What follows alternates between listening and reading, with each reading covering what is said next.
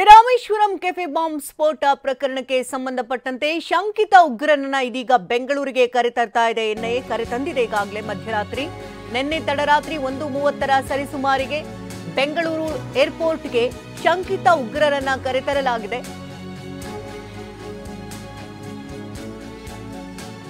1:30 ಸರಿಸುಮಾರಿಗೆ ಬೆಂಗಳೂರು ಏರ್ಪೋರ್ಟ್ಗೆ ಕರೆತರಲಾಗಿದ್ದು ಬಳಿಕ ಮಡಿವಾಳದ ಇಂಟ್ರಾಗೇಷನ್ ಸೆಂಟರ್ಗೆ ಈಗ ಅವರನ್ನ ರವಾನೆ ಮಾಡಲಾಗಿದೆ. ಇಂಟ್ರಾಗೇಷನ್ ಸೆಂಟರ್ನಲ್ಲಿರಿಸಿ ವಿಚಾರಣೆ ಕೂಡ ನಡೆಸಲಾಗ್ತಾ ಇದೆ. ಬಾಂಬ್ ಸ್ಫೋಟಿಸಿದ ಶಂಕಿತ ಉಗ್ರ ಮುಸಾವಿರ್, ಸ್ಫೋಟಕ್ಕೆ ಮಾರ್ಗದರ್ಶನ ನೀಡಿದಂತ ಅಬ್ದುಲ್ ಮತೀನ್, ಈ ಇಬ್ಬರನ್ನ ಕೂಡ ಈಗಾಗಲೇ ಬೆಂಗಳೂರಿಗೆ ಕರೆತರಲಾಗಿದೆ.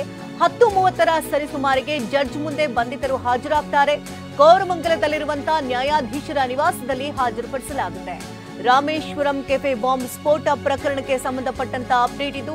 ಕೋರಮಂಗಲದಲ್ಲಿರುವಂತಹ ನ್ಯಾಯಾಧೀಶರ ನಿವಾಸದಲ್ಲಿ ಶಂಕಿತ ಉಗ್ರರನ್ನ ಹಾಜರುಪಡಿಸಲಾಗುತ್ತೆ. 43 ದಿನಗಳ ಬಳಿಕ ಕೆಫೆಯಲ್ಲಿ ಐಇಡಿ ಇಟ್ಟಿದ್ದಂತ ಮುಸಾವಿರ್ ಹುಸೇನ್ ಶಾಬಿದ್ ಹಾಗೆ ಮಾಸ್ಟರ್ ಮೈಂಡ್ ಅಬ್ದುಲ್ ಮತೀನ್ ಇದೀಗ ಅರೆಸ್ಟ್ ಆಗಿದ್ದಾರೆ. ನಿಮ್ಮ ಉಬ್ಬಿದ ರಕ್ತನಾಳಗಳ ಸಮಸ್ಯೆಗೆ ಎವಿಸ್ ಆಸ್ಪತ್ರೆಯಲ್ಲಿ ಕೇವಲ 30 ನಿಮಿಷದ ಲೇಸರ್ ಚಿಕಿತ್ಸೆಯೊಂದಿಗೆ ಮುಕ್ತಿ ಹೊಂದಬಹುದು. ಹೆಚ್ಚಿನ ವಿವರಗಳಿಗಾಗಿ ಸಂಪರ್ಕಿಸಿ 8088837300. ಪಶ್ಚಿಮ ಬಂಗಾಳದ ಕೋಲ್ಕತ್ತಾ ಸಮೀಪದ ಲಾಡ್ಜ್ನಲ್ಲಿ ತಂಗಿದಂತ ಇಬ್ಬರು ಶಂಕಿತ ಉಗ್ರರನ್ನ ಹೆಡೆಮುರಿ ಕಟ್ಟಲಾಗಿದ್ದು ಬಂಧಿತರನ್ನ ಕೋಲ್ಕತ್ತಾದ ಎನ್ಐಎ ಕೋರ್ಟ್ಗೆ ಹಾಜರುಪಡಿಸಿ 3 ದಿನ ಟ್ರಾನ್ಸಿಟ್ ಕಸ್ಟಡಿಗೆ ಪಡೆದುಕೊಳ್ಳಲಾಗಿತ್ತು. ಇದೀಗ ಅವರನ್ನ ಬೆಂಗಳೂರಿಗೆ ಕರೆತರಲಾಗಿದೆ.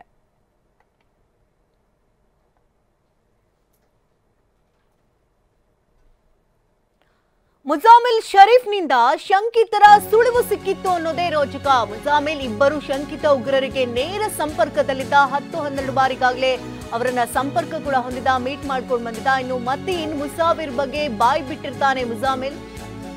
ಈ ಮುಜಾಮಿಲ್ ಬಾಯ್ ಬಿಟ್ಟಂತಹ ಸತ್ಯಾಸತ್ಯತೆಗಳ ಬಗ್ಗೆ ಪರಿಶೀಲನೆಯನ್ನು ನಡೆಸಿದ ನಂತರದಲ್ಲಿ ಆರೋಪಿಗಳು ಸಿಕ್ಕಿರುವಂತದ್ದು. ಇಬ್ಬರ ಟ್ರಾವೆಲ್ ಹಿಸ್ಟ್ರಿಯ ಸುಳಿವನ್ನ ಮುಜಾಮಿಲ್ ನೀಡಿರ್ತಾನೆ. ಆರೋಪಿಗಳು ಕೋಲ್ಕತ್ತಾ ಕಡೆಗೆ ಹೊರಟಿದ್ದ ಬಗ್ಗೆ ಈತ ಮಾಹಿತಿಯನ್ನ ಹಂಚಿಕೊಂಡಿರ್ತಾನೆ ಮುಜಾಮಿಲ್. ಪಶ್ಚಿಮ ಬಂಗಾಳದ ಧಿಕಾ ಎಂಬಲ್ಲಿ ಇಬ್ಬರು ಇರುವ ಬಗ್ಗೆ ಸುಳಿವನ್ನ ಕೊಟ್ಟಿರ್ತಾನೆ ಮುಜಾಮಿಲ್. ಈ ಮುಜಾಮಿಲ್ ಕೊಟ್ಟಂತ ಸುಳಿವಿನ ಆಧಾರದ ಮೇಲೆ ಪೊಲೀಸರು ತನಿಖೆಯನ್ನ ನಡೆಸ್ತಾ ಇರ್ತಾರೆ. ಎನ್ಐಎ ಟೀಮ್ ಕೂಡ ಸಾಕಷ್ಟು ಚುರುಕುತನದಿಂದ ತನಿಖೆಯನ್ನ ನಡೆಸಿರುತ್ತೆ. ಮುಜಾಮಿಲ್ ಮಾಹಿತಿಯಿಂದ ಎನ್ಐಎ ಖಾಕಿ ಕಾರ್ಯಾಚರಣೆಯನ್ನ ಶುರುವಿಟ್ಕೊಂಡಿತ್ತು. ಮುಜಾಮಿಲ್ ಕೊಟ್ಟಂತ ಮಾಹಿತಿಯಿಂದಲೇ ಟ್ರ್ಯಾಕಿಂಗ್ ಕೂಡ ತುಂಬಾನೇ ಈಸಿ ಆಯಿತು ಎನ್ಐಎ ಟೀಮ್ಗೆ. ಕರ್ನಾಟಕ, ಆಂಧ್ರ, ತೆಲಂಗಾಣ, ಪಶ್ಚಿಮ ಬಂಗಾಳ ಖಾಕಿ ಕಾರ್ಯಾಚರಣೆಯನ್ನ ನಡೆಸಲಾಯಿತು. ಆರೋಪಿಗಳ ಟ್ರಾವೆಲ್ ಹಿಸ್ಟ್ರಿಯನ್ನ ಪೊಲೀಸರು ಇಂಚಿಂಚಾಗಿ ಜಾಲಾಡಿದ್ರು. ಧಿಕಾದಲ್ಲಿ ಶಂಕಿತರನ್ನ ರೌಂಡ್ ಅಪ್ ಮಾಡಿತ್ತು ಎನ್ಐಎ ಟೀಮ್. ಮುಜಾಮಿಲ್ನನ್ನ 2 ಬಾರಿ ವಿಚಾರಣೆಯನ್ನ ಎನ್ಐಎ ನಡೆಸಿತ್ತು. ಆತನಿಂದ ಸಂಪೂರ್ಣ ಮಾಹಿತಿಯನ್ನ ಪಡ್ಕೊಂಡಿತ್ತು. ಈತರು ಎಲ್ಲೆಲ್ಲಿಗೆ ಪಯಣವನ್ನ ಬೆಳೆಸಿದ್ರು, ಎಲ್ಲೆಲ್ಲಿಗೆ ಹೋಗ್ತಾ ಇದ್ರು, ಏನು ಎತ್ತ ಯಾರ್ಯಾರ ಸಂಪರ್ಕದಲ್ಲಿದ್ರು, ಇದೆಲ್ಲದರ ಬಗ್ಗೆ ಕೂಡ ಮುಜಾಮಿಲ್ನಿಂದ ಸಂಪೂರ್ಣ ಮಾಹಿತಿಯನ್ನ ಪಡ್ಕೊಂಡಿದ್ರು. 2 ಬಾರಿ ಕಸ್ಟಡಿಗೆ ಪಡೆದು ಮುಜಾಮಿಲ್ ಶರೀಫ್ನನ್ನ ವಿಚಾರಣೆ ಕೂಡ ನಡೆಸಲಾಗಿತ್ತು. 2ನೇ ಬಾರಿಗೆ ಮತೀನ್ ಹಾಗೆ ಮುಸಾವಿರ್ ಬಗ್ಗೆ ಮುಜಾಮಿಲ್ ಸುಳಿವನ್ನ ಕೊಟ್ಟಿದ್ದ. ಘಟನೆಗೆ ಸಂಬಂಧಪಟ್ಟಂತೆ ಹೆಚ್ಚಿನ ಡೀಟೇಲ್ಸ್ ಅನ್ನು ಕೊಡೋದಕ್ಕೆ ನೇರ ಸಂಪರ್ಕದಲ್ಲಿ ನಮ್ಮ ಪ್ರತಿನಿಧಿ ರಾಜಪ್ಪ ಇದ್ದಾರೆ. ರಾಜಪ್ಪ, ಮುಜಾಮಿಲ್ ಕೊಟ್ಟಂತಹ ಸುಳಿವಿನಿಂದಾಗಿ ಈಗ ಶಂಕಿತ ಇಬ್ಬರು ಉಗ್ರರನ್ನ ಕರೆತರಲಾಗಿದೆ ಬೆಂಗಳೂರಿಗೆ. ಸದ್ಯದ ಅಪ್ಡೇಟ್ಸ್ಗಳು ಏನೇನು ಲಭ್ಯವಾಗುತ್ತೆ, ಹಾಗೆ ಮುಂದಿನ ಪ್ರಕ್ರಿಯೆಗಳು ಹೇಗೆ ಸಾಗುತ್ತೆ?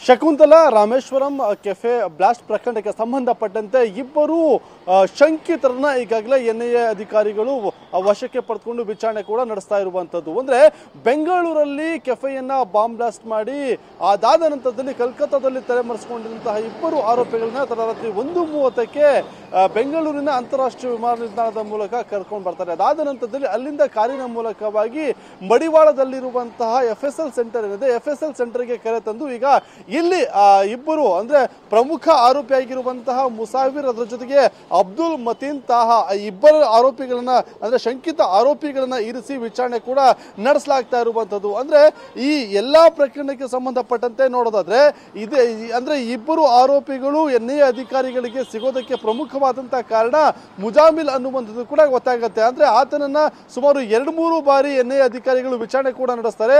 ಅದರ ಜೊತೆಗೆ ಮುಸಾವಿರ್ ಹಾಗೇನೆ ಅಬ್ದುಲ್ ಮತೀನ್ ತಾಹಾ ಇಬ್ರು ಕೂಡ ಮುಜಾಮಿಲ್ ನ ಸಂಪರ್ಕದಲ್ಲಿ ಇದ್ದ ಅನ್ನುವಂಥದ್ದು ಕೂಡ ಒಂದಿಷ್ಟು ಮಾಹಿತಿನ ಕಲೆ ಹಾಕೋತಾರೆ. ಅದಾದ ನಂತರದಲ್ಲಿ ಆತನ ಟ್ರಾವೆಲ್ ಹಿಸ್ಟರಿಯ ಮೂಲಕವಾಗಿ ಹೋದಂತ ಸಂದರ್ಭದಲ್ಲಿ ಕಲ್ಕತ್ತಾದ ದಿಘಾ ಎಂಬಲ್ಲಿ ಇಬ್ಬರು ಆರೋಪಿಗಳು ಕೂಡ ಸಿಗ್ತಾರೆ. ಅಂದ್ರೆ ಇವತ್ತು ಅವರ ಒಂದು ಪ್ರೊಸೀಜರ್ ಏನಿರುತ್ತೆ ಅನ್ನುವಂಥದ್ದನ್ನ ನೋಡೋದಾದ್ರೆ ಇವತ್ತು 10:30 ನಂತರದಲ್ಲಿ ಕೋರಮಂಗಲದಲ್ಲಿರುವಂತಹ ಕ್ರೀಡಾಗ್ರಾಮ ಏನಿದೆ ಅಲ್ಲಿರುವಂತಹ ನ್ಯಾಯಾಧೀಶರ ನಿವಾಸಕ್ಕೆ ಆ ಇಬ್ಬರು ಆರೋಪಿಗಳನ್ನ ಕರ್ಕೊಂಡು ಹೋಗಿ ಹಾಜರು ಪಡಿಸ್ತಾರೆ. ಅದಾದ ನಂತರದಲ್ಲಿ ಅವರನ್ನ ವಶಕ್ಕೆ ಪಡೆದುಕೊಂಡು ವಿಚಾರಣೆ ನಡೆಸುವಂತ ಕೆಲಸವನ್ನ ಕೂಡ ಮಾಡ್ತಾರೆ. ಅಂದ್ರೆ ರಾಮೇಶ್ವರಂ ಕೆಫೆ ಬಾಂಬ್ ಬ್ಲಾಸ್ಟ್ ನಡೆದಂತಹ ಜಾಗ ಏನಿದೆ ಆ ಜಾಗಕ್ಕೆ ಕರ್ಕೊಂಡು ಹೋಗಿ ಸ್ಪಾಟ್ ಮಹಜರನ್ನ ಕೂಡ ಮಾಡುವಂತಹ ಕೆಲಸವನ್ನ ಕೂಡ ಎನ್ಐಎ ಅಧಿಕಾರಿಗಳು ಮಾಡ್ತಾರೆ. ಅದಾದ ನಂತರದಲ್ಲಿ ಈ ರೀತಿಯಾಗಿ ಬಾಂಬನ್ನ ಇಡೋದಕ್ಕೆ ಯಾವ ಉಗ್ರ ಸಂಘಟನೆಯ ಒಂದು ಸಹಾಯವನ್ನ ಪಡ್ಕೊಂಡಿದ್ರ, ಜೊತೆಗೆ ಈ ರೀತಿಯಾಗಿ ಕೆಫೆಯನ್ನೇ ಟಾರ್ಗೆಟ್ ಮಾಡಿ ಸ್ಫೋಟಕವನ್ನ ಇಡುವಂತಹ ಉದ್ದೇಶ ಏನಿತ್ತು ಅನ್ನುವಂಥದ್ದು ಕೂಡ ಇನ್ನೂ ಅಸ್ಪಷ್ಟವಾಗಿರುವಂತಹ ಕಾರಣದಿಂದಾಗಿ ಅದೆಲ್ಲವನ್ನ ಕೂಡ ಇಬ್ಬರು ಆರೋಪಿಗಳಿಂದ ಉತ್ತರವನ್ನ ಪಡೆಯುವಂತ ಕೆಲಸವನ್ನ ಕೂಡ ಸದ್ಯಕ್ಕೆ ಎನ್ಐಎ ಅಧಿಕಾರಿಗಳು ಮಾಡುವಂಥದ್ದು. ಹಾಗಾಗಿ ಸದ್ಯಕ್ಕೆ ಇದೇ ಒಂದು ಮಡಿವಾಳದಲ್ಲಿರುವಂತಹ FSL ಸೆಂಟರ್ ಏನಿದೆ ಈ FSL ಸೆಂಟರ್ ನಲ್ಲೇ ಮುಸಾವಿರ್ ಹಾಗೇನೆ ಅಬ್ದುಲ್ ಮತೀನ್ತಹ ಇಬ್ಬರು ಆರೋಪಿಗಳನ್ನ ಇರಿಸಿ ಎನ್ಐಎ ಅಧಿಕಾರಿಗಳು ವಿಚಾರಣೆ ನಡೆಸುವಂತಹ ಒಂದು ಕೆಲಸವನ್ನ ಕೂಡ ಮಾಡ್ತಾರೆ. ಶಕುಂತಲಾ, ಅಂದ್ರೆ ಸುಮಾರು ಎಷ್ಟು ಗಂಟೆಗೆ ಅವರನ್ನ ಹಾಜರುಪಡಿಸಬಹುದು? ಜೊತೆಗೆ ಆರೋಗ್ಯ ತಪಾಸಣೆ ಏನಾದರೂ ನಡೆಸಲಾಗುತ್ತಾ?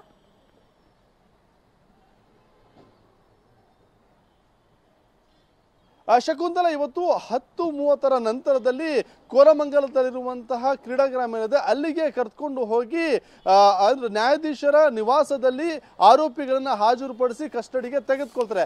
ಅದಕ್ಕೂ ಮುಂಚಿತವಾಗಿ ಇಬ್ಬರು ಆರೋಪಿಗಳ ಒಂದು ಆರೋಗ್ಯ ತಪಾಸಣೆಯನ್ನು ಕೂಡ ಮಾಡ್ತಾರೆ.